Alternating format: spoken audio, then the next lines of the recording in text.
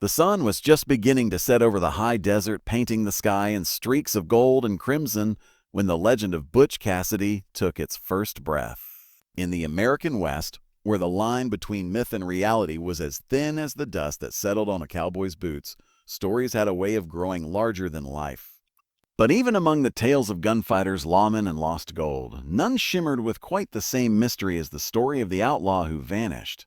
Butch Cassidy, born Robert LeRoy Parker, was a man who seemed to slip through the fingers of history itself. He was a thief, a gentleman, a folk hero, and a fugitive. He was the leader of the Wild Bunch, a gang that robbed banks and trains with a daring that bordered on reckless. Yet, for all his notoriety, Cassidy was also known for his charm, his wit, and his curious code of honor. He was the kind of outlaw who apologized to his victims, who tried to avoid bloodshed, and who, in the end, left behind a question that has haunted the West for more than a century: what really happened to Butch Cassidy? The official story is simple enough. In 1908, after years on the run, Butch Cassidy and his partner, the Sundance Kid, were cornered by Bolivian soldiers in the mining town of San Vicente. A gunfight erupted. 2 bodies were found. The world believed the outlaws were dead. But the West is a place that resists easy answers, and the truth, as always, is more complicated. This is not just a story about a man. It is a story about the power of legend, a hunger for freedom, and the way the past refuses to stay buried. It is a story about the final days of Butch Cassidy, and the mystery that still lingers in the shadows he left behind. To understand how a man like Butch Cassidy could simply disappear, you have to start at the beginning. Robert LeRoy Parker was born in 1866, the first of 13 children in a Mormon family in Beaver, Utah Territory. His parents, Maximilian and Ann Parker, were immigrants from England, drawn to the promise of a new life in the American West. The Parkers were hardworking, devout, and poor. Young Robert grew up learning the value of labor, the importance of community, and the weight of expectation. But the West was changing. Railroads cut through the wilderness, bringing settlers, fortune seekers, and the long arm of the law. Cattle barons and mining companies carved up the land. For a boy like Robert, the world was full of opportunity and injustice. He found work as a ranch hand, drifting from job to job, learning the ways of horses, cattle, and men. He was quick with a joke, generous with his friends, and restless in his soul. It was during these years that Robert met Mike Cassidy, a cowboy and small-time rustler who became his mentor, and, in many ways, his first outlaw family. Mike taught Robert how to ride, how to shoot, and how to survive on the edge of the law. He also gave him something more valuable: a name. When Mike Cassidy disappeared, some say he was killed, others that he simply moved on. Robert took the name Butch Cassidy as a tribute. It was a name that would soon become infamous. Butch's first brush with the law was almost comical. He was accused of stealing a pair of jeans from a store in Telluride, Colorado. He left an EU promising to pay for them later. The store owner pressed charges anyway. Butch was acquitted, but the incident set the tone for his career. A mix of mischief, defiance, and a strange kind of honesty.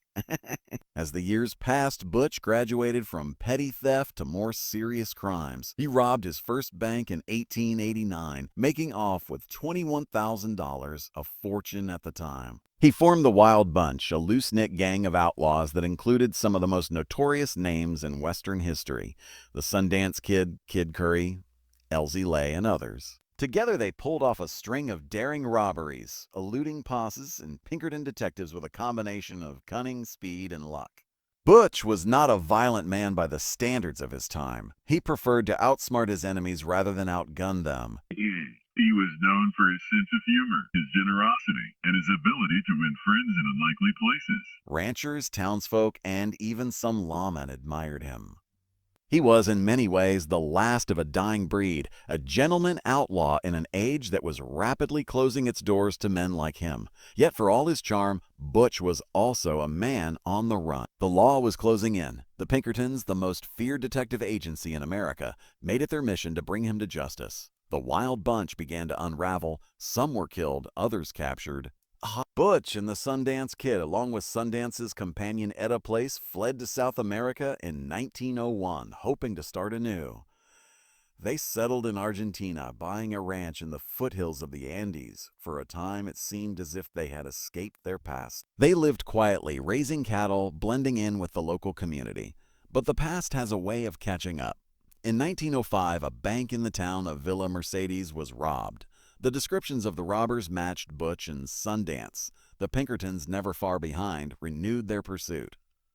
The trio moved again, this time to Bolivia. They found work in the mining camps, living under assumed names. Butch was now in his early 40s, older, wiser, and perhaps a little tired. The world was changing. The age of outlaws was over. The frontier was closing. Butch Cassidy, the man who had once outrun the law, was running out of places to hide. And then, in November 1908, came the gunfight in San Vicente. According to official reports, 2 American bandits robbed a payroll courier near the mining town. Bolivian soldiers tracked them to a small adobe house. A shootout ensued. When the smoke cleared, the soldiers found 2 bodies inside. The faces were unrecognizable, but the locals believed they were Butch Cassidy and the Sundance Kid. The bodies were buried in unmarked graves. The world moved on.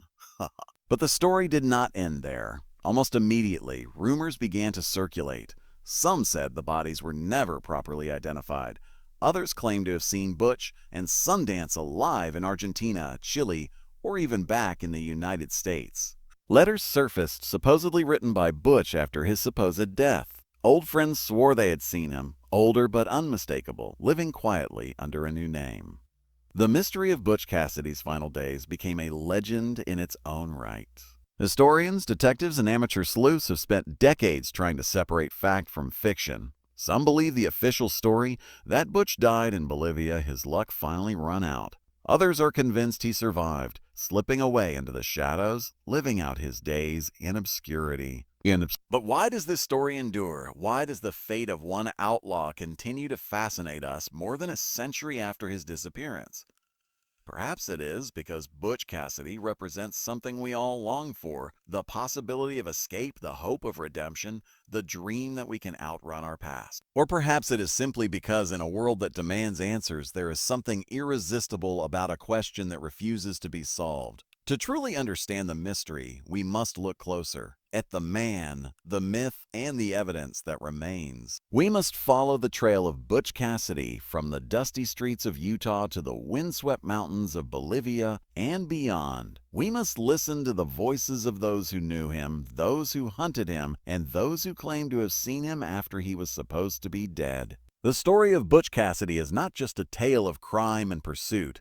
It is a story about the power of identity, the meaning of freedom, and the ways in which we are all shaped by the stories we tell and the ones we choose to believe. In the years after his supposed death, the legend of Butch Cassidy only grew. Newspapers printed wild stories of his exploits. Hollywood turned him into a hero, a symbol of the untamed West. Songs were written, books published, and every so often, a new witness would come forward, claiming to have seen the outlaw who vanished. But behind the legend, there was a man who loved horses, who valued loyalty, who dreamed of a life beyond the reach of the law. To find the truth about Butch Cassidy's final days, we must begin with the facts, the rumors, and the enduring mystery that has kept his story alive for more than a century. The facts, as they are known, begin with the events leading up to that fateful November in 1908. By then, Butch Cassidy and the Sundance Kid had been living in South America for nearly 7 years. Their days as the Wild Bunch's ringleaders were behind them, but the shadow of their past never truly faded. The Pinkerton Detective Agency, relentless in their pursuit, had not forgotten the pair. Their wanted posters with stern faces and bold rewards still hung in post offices and sheriff's offices across the American West. Butch and Sundance, along with Ida Place, had become ghosts, moving from town to town, changing names, always looking over their shoulders. In Argentina, the trio tried to build a new life. They purchased a ranch in Colilla, a remote region nestled in the foothills of the Andes. The land was wild and beautiful, a place where a man could lose himself and perhaps find peace. For a time, it seemed to work.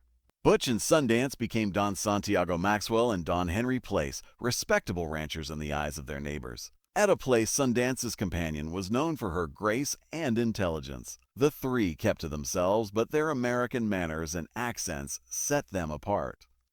The peace did not last. In 1905, a bank in Villa Mercedes was robbed by two English-speaking men. The descriptions matched Butch and Sundance. The Pinkertons, ever watchful, sent word to the Argentine authorities. The law closed in. The trio sold their ranch and vanished into the mountains.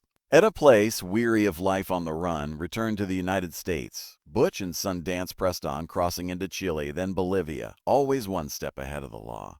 It was in Bolivia that the final chapter of their story was written, or so the official version claims. The mining town of San Vicente was a rough place, perched high in the Andes, where fortunes were made and lost in the search for silver. In early November 1908, two foreign bandits robbed a payroll courier near the town of Tupiza, making off with a sack of Bolivian currency and a mule.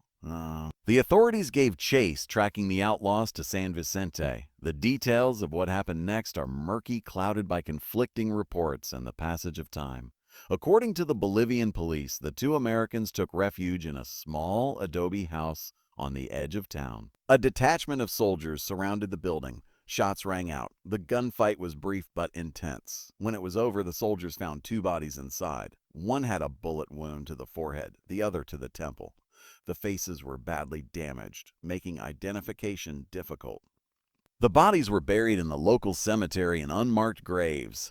The Bolivian authorities declared the case closed. The American bandits were dead. The Pinkertons, eager to claim victory, accepted the story. Newspapers in the United States ran headlines announcing the end of Butch Cassidy and the Sundance Kid. The world moved on, but almost immediately, doubts began to surface. The first questions came from those who knew Butch and Sundance best. Friends, family, and former associates pointed out the lack of positive identification. The bodies had been buried quickly, with no photographs taken, no fingerprints recorded, and no independent witnesses to confirm their identities. The only evidence was the word of the Bolivian police, and in the lawless mining camps of the Andes, that was not always enough. Then came the rumor. In the years that followed, stories began to circulate of Butch Cassidy sightings across South America and even back in the United States. Some claimed he had returned to Utah living under an assumed name. Others said he had settled in Chile, running a small business and keeping to himself. Letters surfaced, supposedly written by Butch after 1908, describing his new life and his desire to leave the past behind. One of the most compelling pieces of evidence came from a man named William T. Phillips. In the 1920s, Phillips appeared in Spokane, Washington, claiming to be a mining engineer. He was quiet, well-mannered, and bore a striking resemblance to Butch Cassidy. He told friends stories of the Wild Bunch, stories that only someone close to the gang could have known.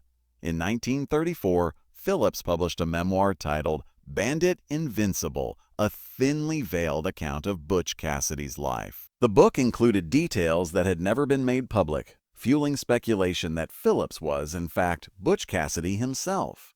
The Phillips theory gained traction in the decades that followed. Researchers compared photographs of Phillips and Cassidy, noting similarities in facial features, posture, and even handwriting. Some members of the Parker family, Butch's relatives, claimed to have met Phillips and believed he was their long-lost kin. Yet, the evidence was circumstantial. Phillips died in 1937, taking his secrets with him. Other stories emerged. In the 1930s, a man named Frank Boyd appeared in Utah, claiming to be Butch Cassidy. He visited old friends, shared memories of the Wild Bunch, and even attended a family reunion. Some believed him, others dismissed him as an imposter. The truth was elusive, slipping through the cracks of memory and time. The legend of Butch Cassidy's survival became a cottage industry. Books, articles, and documentaries explored every angle, every rumor, every possible sighting. Some researchers traveled to Bolivia, exhuming graves in search of DNA evidence. In the 1990s, a team led by forensic anthropologist Clyde Snow excavated the San Vicente Cemetery, hoping to find the remains of Butch and Sundance. The bones they found belonged to a German miner, not the famous outlaws. The mystery deepened. But why does this story persist? Why do we care so much about the fate of an outlaw who lived more than a century ago? Perhaps it is because Butch Cassidy represents something larger than himself, a symbol of freedom, rebellion, and the possibility of escape. In a world that often feels confining, the idea that a man could simply vanish, leaving behind the burdens of his past, is deeply appealing. There is also the matter of Butch's character. Unlike many outlaws of his era, Cassidy was known for his charm, his wit, and his aversion to violence. He was a thief, yes, but he was also a gentleman. He tried to avoid bloodshed, preferring to outsmart his enemies rather than outgun them. He was generous to his friends, loyal to his gang, and by all accounts deeply loved by those who knew him. Even lawmen who pursued him admitted a grudging respect. This contrast between the outlaw and the gentleman, the criminal and the folk hero, is at the heart of Butch Cassidy's enduring appeal. He was a man who lived by his own code, who refused to be defined by the rules of society. In the end, his greatest crime may have been his refusal to be caught, to be pinned down, to be explained. The story of Butch Cassidy's final days is also a story about the changing West. By the early 1900s, the frontier was closing. The railroads had tamed the wilderness, the law had caught up with the outlaws, and the old ways were fading into memory. Butch Cassidy was one of the last of his kind, a relic of a wilder, freer time. His disappearance marked the end of an era, the final act in a drama that had played out across the mountains and deserts of the American West. Yet, for all the evidence, all the theories, all the rumors, the truth remains elusive. Did Butch Cassidy die in Bolivia, his luck finally run out, or did he escape slipping away into the shadows, living out his days in peace? The answer may never be known, but perhaps that is as it should be. Some mysteries are meant to endure, to remind us that the world is still full of secrets, still capable of surprise. As we follow the trail of Butch Cassidy from the dusty streets of Utah to the windswept mountains of Bolivia, we are reminded of the power of story. The facts matter, of course. But so do the legends, the dreams, the questions that refuse to be answered. In the end, the story of Butch Cassidy is not just about a man who vanished. It is about the ways in which we all long to escape, to reinvent ourselves, to leave behind the burdens of our past. The West is full of ghosts. Some are real, some imagined. Butch Cassidy is both. A man who lived, who loved, who fought and fled, and who, in the end, became something more than himself. He became a legend, a question, a story that refuses to die. In the next part of our journey, we will look more closely at the evidence, the eyewitness accounts, the letters, the photographs, and the forensic investigations that have tried to solve the mystery of Butch Cassidy's final day. We will hear from those who claim to have seen him after 1908, and from those who believe the official story. We will weigh the facts, the rumors, and the enduring power of a legend that refuses to be laid to rest. The search for the truth about Butch Cassidy's fate has drawn in everyone from professional historians to amateur sleuths, each hoping to be the one to finally solve the riddle. The evidence, scattered across continents and decades, is as tantalizing as it is inconclusive. To understand why the mystery endures, we must sift through the fragments left behind. Eyewitness accounts, family stories, official records, and the whispers of those who claimed to know more than they dared to say. One of the earliest and most persistent rumors came from the people of Utah, where Butch Cassidy was born, and where his family remained long after he vanished. In the years following 1908, several members of the Parker family reported receiving visits from a man they believed to be Butch. He would arrive quietly, often at night, staying only long enough to share a meal or a few words before disappearing again. These visits were never officially documented, but the stories were passed down through generations, growing in detail and conviction with each retelling. One such account came from Lula Parker Tenson, Butch's younger sister. In her memoir, she described a visit from her brother in the 1920s. According to Lula, Butch arrived at the family home in Circleville, Utah, looking older, but unmistakably himself. He spoke of his adventures in South America, his regrets, and his desire to see his family one last time. Lula insisted that her brother survived the shootout in Bolivia and lived for many years afterward, traveling under assumed names and keeping a low profile. Her account, while heartfelt, has been met with skepticism by some historians, who point out the lack of corroborating evidence. Yet, for those who knew Butch best, Lula's story rings true. Other family members echoed Lula's claims.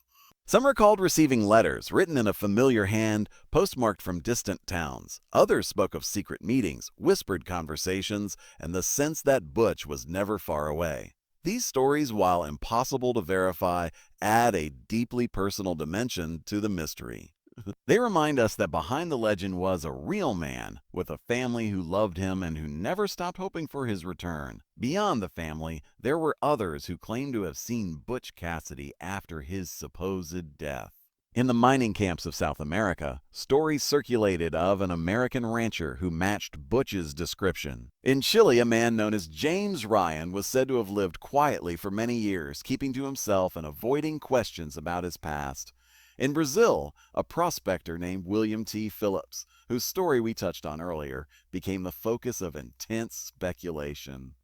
Phillips's memoir, Bandit Invincible, contained details about the wild bunch that had never been made public, leading some to believe he was Butch in disguise. The Phillips theory is one of the most intriguing in the long history of Butch Cassidy's sightings. Researchers have compared photographs of Phillips and Cassidy, noting similarities in facial structure, posture, and even the way they held a pen. Handwriting experts have analyzed letters attributed to both men, finding striking resemblances.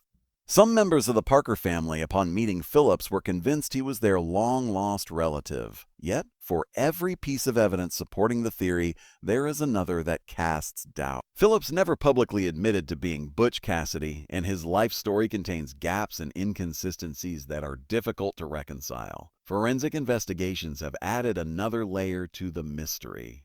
In the 1990s, a team of researchers traveled to San Vicente, Bolivia, hoping to find definitive proof of Butch Cassidy's fate. They exhumed graves in the local cemetery, searching for remains that could be linked to the outlaws. DNA samples were taken and compared to living relatives of Butch and Sundance. The results were inconclusive. The bones found in the graves belonged to a German miner, not the famous bandits. The mystery, it seemed, was as deep as ever. The lack of concrete evidence has only fueled the legend. Like, in the absence of proof, the imagination takes over. Stories of Butch Cassidy sightings have become a kind of folklore passed down from one generation to the next. Some claim to have seen him in Mexico, running a small cantina. Others say he lived out his days in the Pacific Northwest, working as a ranch hand and keeping his head down. Each story adds another layer to the myth, blurring the line between fact and fiction. But what of the official story? According to the Bolivian authorities, Butch Cassidy and the Sundance Kid died in San Vicente in November 1908. The evidence, while circumstantial, is compelling. 2 American bandits robbed a payroll courier, were tracked to a small house, and died in a shootout with soldiers. The bodies, though badly damaged, were identified by local witnesses as the outlaws. The case was closed and the world moved on. Yet, even the official story is not without its problems. The identification of the bodies was based on hearsay, not forensic evidence. No photographs were taken, no fingerprints recorded, and no independent witnesses were brought in to confirm the identities. The bodies were buried quickly in unmarked graves, making later verification impossible. The Bolivian police, eager to be rid of the problem, may have been less concerned with accuracy than with expediency. The confusion is compounded by the chaos of the time. The mining camps of Bolivia were lawless places, filled with drifters, fortune seekers, and men on the run. Communication was slow, records were poorly kept, and the truth was often whatever the authorities said it was. In such an environment, it is easy to see how mistakes could be made, or how a clever man might slip away unnoticed. The enduring mystery of Butch Cassidy's fate is not just a matter of historical curiosity. It speaks to something deeper in the human spirit, the desire to believe in the possibility of escape, of reinvention, of a second chance. Butch Cassidy, the outlaw who vanished, has become a symbol of the freedom that lies just beyond the horizon, the hope that we can leave our past behind and start anew. This longing for escape is reflected in the stories told by those who claim to have met Butch after 1908. In these accounts, he is older, wiser, and perhaps a little sadder. He speaks of regret, of the friends he lost, of the life he left behind. He is no longer the daring bandit of legend, but a man seeking peace in the twilight of his years. These stories, whether true or not, offer a kind of closure, a sense that, in the end, Butch Cassidy found the freedom he had always sought. Yet, for every story of survival, there is another that insists on a different ending. Some believe that Butch died in Bolivia, his luck finally run out. They point to the chaos of the final shootout, the desperation of two men cornered and outgunned. They argue that the legend of his survival is just that, a legend born of wishful thinking and the refusal to let go of a beloved outlaw. The truth, as always, lies somewhere in between. The evidence is fragmentary, the witnesses unreliable, the records incomplete. What remains is the story, a story that has grown larger than life, that has become a part of the fabric of the American West. As we sift through the evidence, it is important to remember that the story of Butch Cassidy is not just about a man who vanished. It is about the world he lived in, the choices he made, and the legacy he left behind. It is about the power of myth, the hunger for freedom, and the enduring appeal of a question that refuses to be answered. In the next section, we will explore the cultural impact of Butch Cassidy's legend, the books, films, and songs that have kept his story alive, and the ways in which his life has been reimagined and reinvented for each new generation. We will see how the outlaw who vanished became a symbol of the West itself, a place of danger, possibility, and endless mystery. The legend of Butch Cassidy did not fade with the closing of his case file or the shoveling of earth over two unmarked graves in Bolivia. If anything, it grew, taking on a life of its own, echoing through the canyons of the American imagination. The outlaw who vanished became a symbol, a cipher, a story that could be retold and reshaped to fit the needs of each new era. In the decades that followed his disappearance, Butch Cassidy's name became shorthand for a certain kind of freedom, a refusal to be tamed, a willingness to risk everything for one more taste of the open road. Hollywood, always hungry for larger-than-life characters, was quick to seize on the story. In 1969, the film Butch Cassidy and the Sundance Kid exploded onto the screen, starring Paul Newman and Robert Redford. The movie was a sensation, blending humor, action, and tragedy in a way that captured the spirit of the times. It painted Butch and Sundance as charming rogues, men out of step with a changing world, doomed by their refusal to play by the rules. The film's final scene, Butch and Sundance, guns blazing, charging into a hail of bullets, became an instant classic, an image burned into the collective memory of a generation. But the film did more than entertain. It revived interest in the real Butch Cassidy, sparking a wave of books, articles, and documentaries.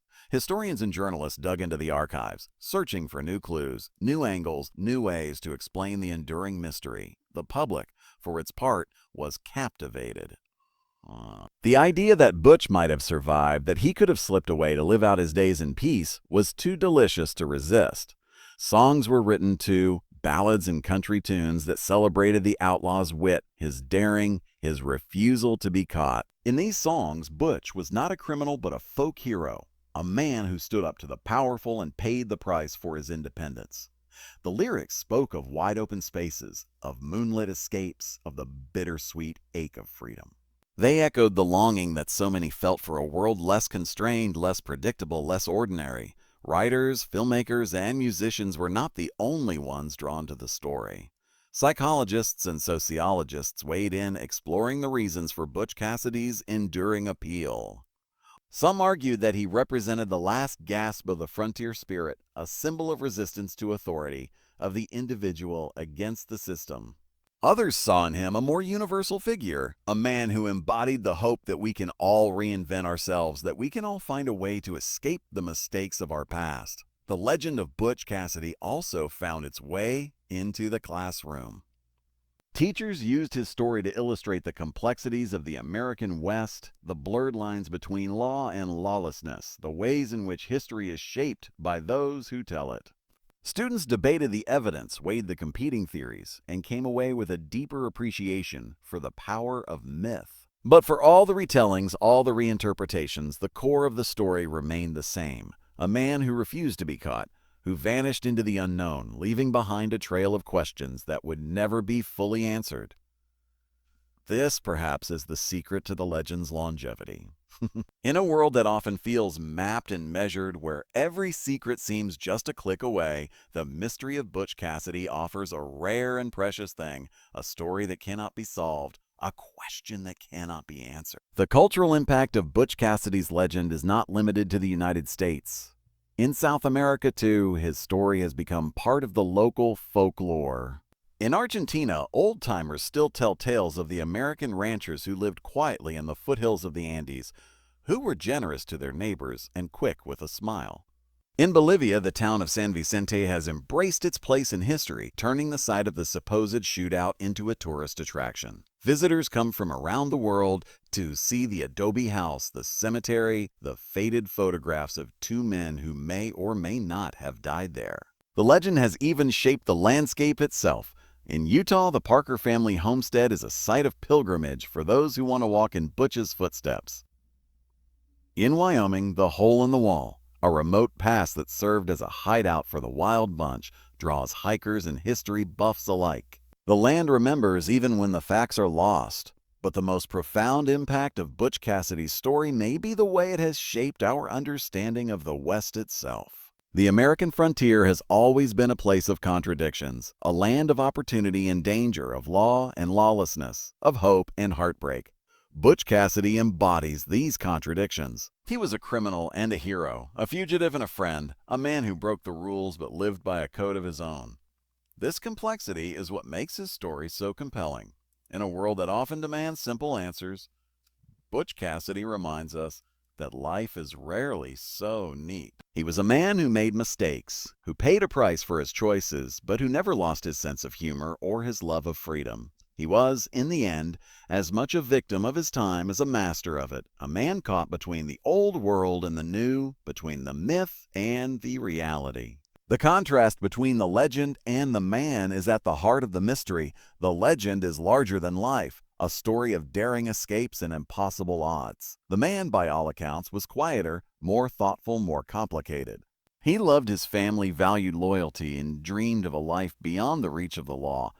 He was, in many ways, an ordinary man in extraordinary circumstances. This contrast is reflected in the way his story has been told and retold over the years. Each generation finds something new in the legend, something that speaks to its own hopes and fears. For some, Butch Cassidy is a symbol of rebellion, a reminder that it is possible to defy the odds and win. For others, he is a cautionary tale, a warning about the dangers of living outside the law. For still others, he is simply a mystery, a question that refuses to be answered, a story that refuses to end. The enduring appeal of Butch Cassidy's story is also a testament to the power of narrative itself. Stories have a way of shaping our understanding of the world, of giving meaning to the chaos of history. The story of Butch Cassidy is not just about a man who vanished. It is about the ways in which we all long for escape, for reinvention, for a second chance. It is about the hope that no matter how far we fall, we can always find a way back. As we look back on the life and legend of Butch Cassidy, we are reminded that the past is never truly gone. It lives on in the stories we tell, in the questions we ask, in the mysteries we refuse to let go. The outlaw who vanished may never be found, but his story endures, a testament to the enduring power of myth and to the endless possibilities of the open road. In the next and final section, we will return to the evidence, the theories, and the voices of those who have spent their lives searching for the truth.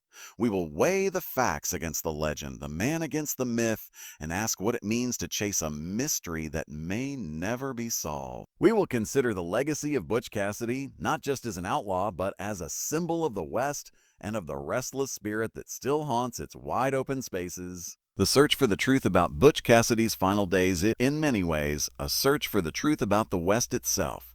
It is a journey through a landscape of shifting shadows, where every trail leads to another question, every answer opens a new door. The evidence, such as it is, remains scattered and incomplete. A handful of letters, a few faded photographs, the memories of those who claim to have known the outlaw who vanished. For some, the search is a matter of history, a puzzle to be solved, a case to be closed. For others, it is something more personal, a way of connecting with a past that feels both distant and alive. The Parker family, for example, has never stopped believing that Butch survived the shootout in Bolivia. They tell stories of secret visits, of letters written in a familiar hand, of a brother and son who could not be contained by any grave. These stories, passed down from one generation to the next, are more than just memories. They are acts of faith, a refusal to let go of hope. Historians, for their part, have tried to separate fact from fiction, to weigh the evidence with a cold and careful eye. They have combed through archives, interviewed witnesses, and traveled to the far corners of South America in search of the truth. Some have come away convinced that Butch died in San Vicente, his luck finally run out. Others remain skeptical, pointing to the gaps in the record, the inconsistencies in the official story, the persistent rumors of survival. The forensic evidence, such as it is, offers little clarity. The graves in San Vicente, exhumed in the hope of finding answers, yielded only more questions. The bones belonged to a German miner, not to Butch or Sundance. DNA tests, hailed as the final word in so many mysteries, have failed to provide a definitive answer. The trail, it seems, has gone cold. Yet, the search continues. Each new generation brings its own questions, its own theories, its own need to believe. The legend of Butch Cassidy endures not because it can be proven, but because it cannot be disproven. It is a story that lives in the spaces between the facts, in the silences and the shadows, in the longing for a world where anything is possible. This longing is not unique to those who chase the mystery of Butch Cassidy.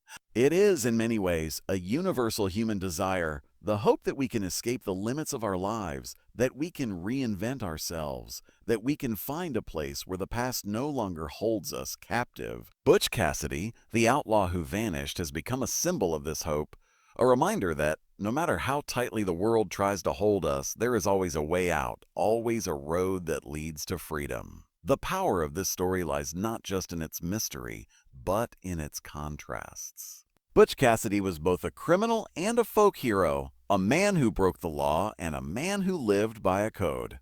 He was a fugitive, always on the run, and yet he was also a friend, a brother, a son. He was, by all accounts, a man of contradictions, charming and dangerous, reckless and careful, loyal and elusive. These contrasts are what make his story so compelling. They remind us that people are rarely just one thing, that the lines between good and bad, right and wrong, are often blurred. Butch Cassidy was not a perfect man, but he was a man who lived on his own terms, who refused to be defined by the world around him. In this, he became a symbol not just of the West, but of the restless spirit that drives us all. The story of Butch Cassidy's final days is also a story about the power of myth. Myths are not just stories we tell about the past. They are stories we tell about ourselves, about who we are and who we want to be. The myth of Butch Cassidy is a myth of freedom, of possibility, of the hope that we can always find a way to start over. It is a myth that has shaped the way we see the West and the way we see ourselves.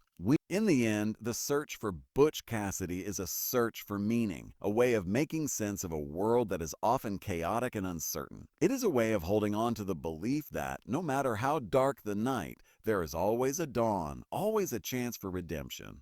The outlaw who vanished may never be found, but his story endures, a beacon for all those who dream of escape. As we bring this journey to a close, it is worth pausing to consider what we have learned. The facts, such as they are, remain elusive. The evidence is fragmentary, the witnesses unreliable, the records incomplete. The truth, if it exists at all, is hidden somewhere in the spaces between the stories, in the silences that linger long after the last shot has been fired. But perhaps this is as it should be. Some mysteries are meant to endure, to remind us that the world is still full of secrets, still capable of surprise.